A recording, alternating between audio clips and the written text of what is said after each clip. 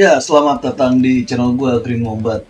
Dan pada video kali ini gue dibantu oleh tim ASCII Animation Studio dalam editing video dan lain sebagainya. Dan bahasannya tentang Yamaha Grand Filano. Ya, sebetulnya bahasan ini udah sempet gue bahas, tapi di Facebook pribadi gue, di Facebook Andriel Dana. Dan gue yakin bakal banyak pro kontra. Bukan pro kontra, banyak kontranya sama bahasan gue kali ini. Tapi it is what it is. Gue bukan orang yang bisa memanipulasi data dan lain sebagainya. Gue bisa memanipulasi data, tapi sayangnya gue nggak pengen melakukan manipulasi data gitu.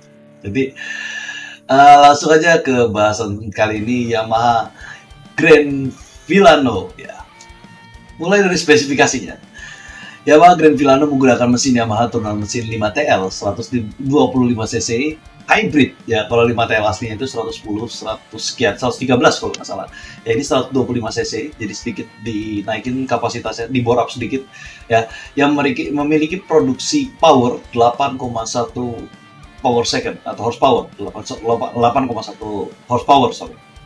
Mesin ini merupakan mesin dengan power paling rendah di kelas ya, bahkan di mesin-mesin turunan 5TL lainnya seperti pada Yamaha Frigo, Fazio, X-Ride, Gear, Mio Entry, dan Mio 125 ya.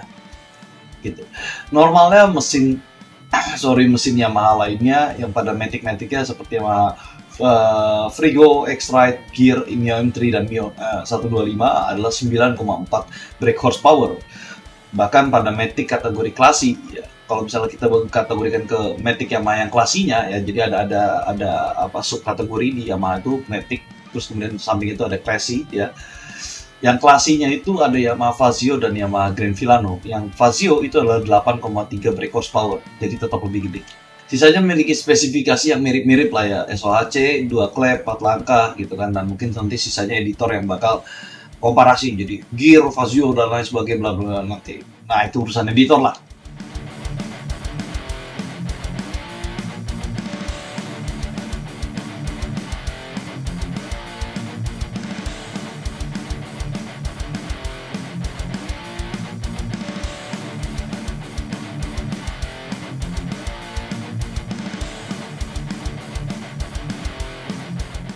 Gitu. Jadi secara singkat, Yamaha Grand Filano merupakan produk Yamaha dengan power to weight ratio terburuk di kelas matic.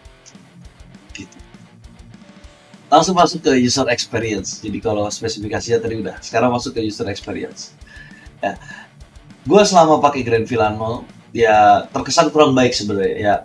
Intinya sih gini ya, motor itu terkesan sulit untuk dikontrol dan tidak ramah bagi postur rata-rata orang Indonesia, di mana laki-laki rata-rata orang Indonesia adalah 158 cm dan perempuan adalah 147 cm. Ini secara statistik ya, bukan gue yang ngomong, tapi secara statistiknya memang begitu.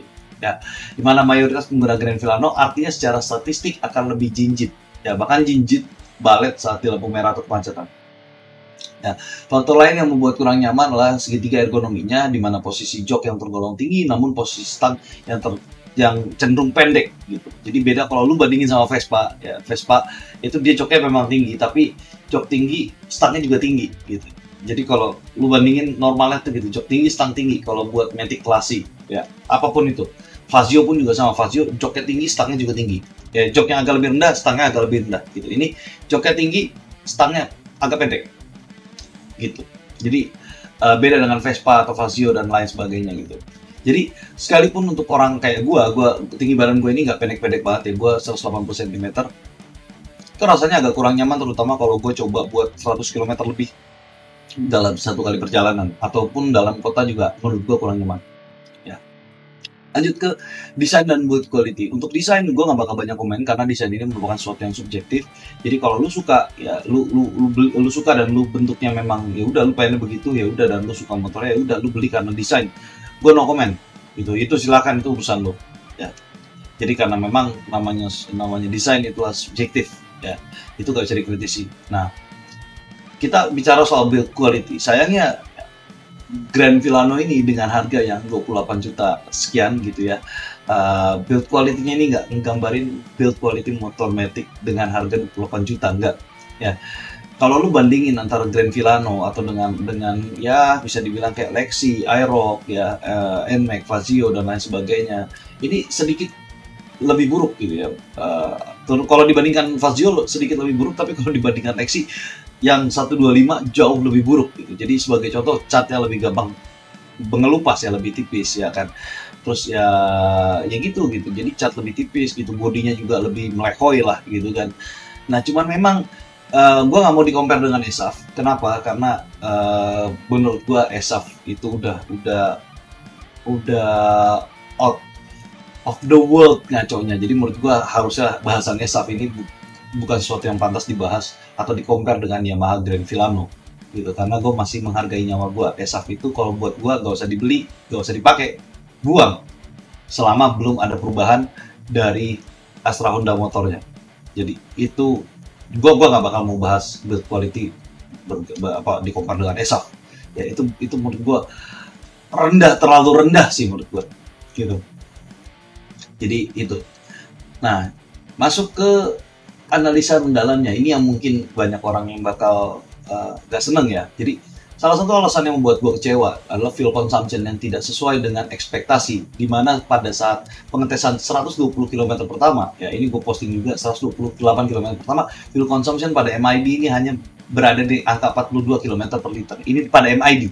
Sementara kalau gue hitung full to fullnya adalah 30,7 km per liter. Ya, ini pada 128 km pertama. Lalu selanjutnya dipakai lagi hingga 173 km atau sampai odometernya itu sampai 301, sekian kilometer ya. Menunjukkan angka pada MID adalah 58,3 km per liter. Namun di full to fullnya itu hanya 46,1 km per liter. Jadi baik pengetesan yang pertama maupun pengetesan yang kedua, walaupun ada selisih atau bisa dibilang lebih irit ya, deviasinya antara MID sama real full to fullnya sama-sama 12 km per liter. Ya, adapun tes para blogger yang menyatakan Grand Vilano ini bisa sampai 68 km per liter pada hitungan full to full, ya, itu tidak akan pernah mungkin. Ya, sekali lagi gue bilang, gak akan pernah mungkin kalau dipakai di jalan umum. Ya, lu bakal bisa tembus 68 km per liter itu cuma satu syaratnya, lu reset ya. Udah di reset ya kan, nyalain motornya, jalan turunan, itu bisa mungkin dapat 68, 69, bahkan 70, bahkan 99 km per liter. Jadi itu manipulasi gitu. Karena kenapa gue bilang nggak mungkin? Karena indikator LPH pada Grand Vilano paling efisien di MID pada jalan datar ya, dan konstan atau akselerasi 0 dan deselerasi 0 di kecepatan 52 km per jam. Ya, mendapatkan fuel consumption 65 km per liter pada MID. Adapun untuk mencapai MID 72 km per liter harus di jalanan yang turun gitu ya, agak turun gitu. Jadi jalannya agak turun. Jadi kita nggak usah jagain gas ya. TPS kita itu nggak usah gede-gede, tapi kecepatannya itu bisa lebih tinggi. Itu artinya lebih turun, ya kan?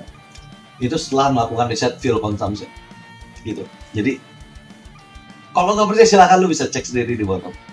Ya, nah beberapa faktor setelah dilakukan apa ya istilahnya ya pendalaman kenapa sih kok bisa ya seboros ini. Yang pertama adalah power to weight ratio sangat rendah ya, dimana mesin 8,1 PS itu menopang bobot 100 kg dan gue sendiri bobot gue 80 kg. Ya udah kurang dikit sih, kemarin gue ngukur berat gue 76 kg. Jadi totalnya 176 kg dengan power cuma 8 horsepower, 8, sekian horsepower.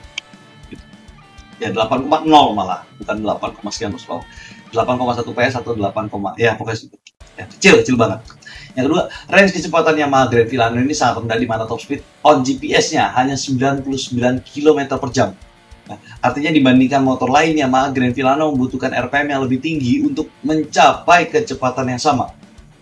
Gitu. Jadi katakanlah misalnya yang satunya itu butuh RPM 3000, yang satunya Vilano-nya butuh 3200, misalnya kecepatannya sama-sama 40 atau 50 km per jam. Ya. Jadi kecepatannya sama, RPM-nya lebih tinggi yang Grand Vilano karena memang range kecepatan dari Grand Vilano lebih rendah. Ya. Dia cuma 99 km per jam on GPS. Ya. Ya, dan kalau misalnya dipikir masalah-masalah seperti itu, kira-kira ada nggak hal yang bisa dilakukan oleh Yamaha Indonesia untuk memperbaiki ini?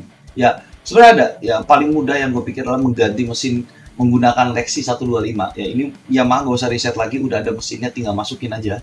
Ya, tinggal penyesuaian dengan ya, stabilitas lah, segala macam, bla bla bla bla bla bla. Tapi gue yakin Yamaha bisa, ya tapi nggak usah riset mesin lagi.